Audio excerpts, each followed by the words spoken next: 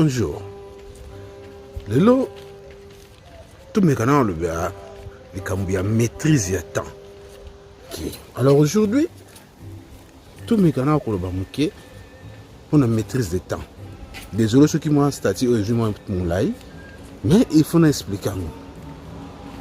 Ici, toujours le béla, en 1952. Papa Simon Kimba m'a koufi en 1951, le 12 octobre. Mais 9 mois après, Papa Simon Kimba a se retrouvé dans l'eau, côté la relégué. On a besoin de témoignages, bazali vivant jusqu'à aujourd'hui. Mon Papa Simon Kimba.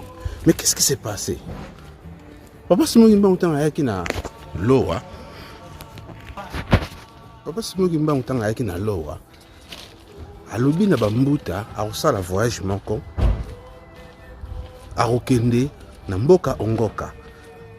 Mais alobi na bango ke tokolongwa lelo tokolongwa na mboka donc apesi ba rendez-vous neti tokolongwa lobi ami tokolongwa na tongo tokozonga na pokwa.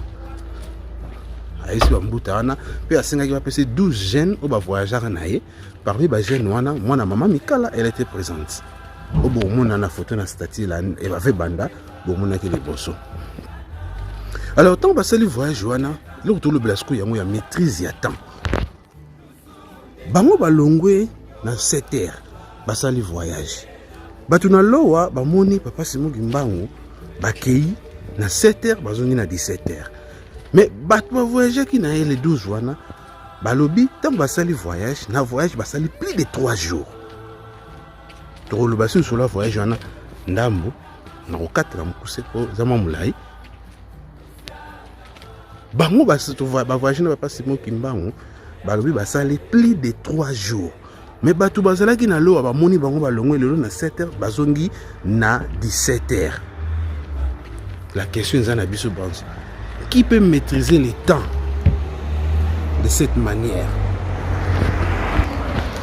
Même Koloye Sukutu dans son vivant en tant que moto asala ke lo bongote. Bo raisonner nani azali na nguya ko maîtriser temps bongo balongwe na 7 heures bazongi na 17 heures mais batu bakendaki ne bamoni basali plus de 3 jours. Ciao.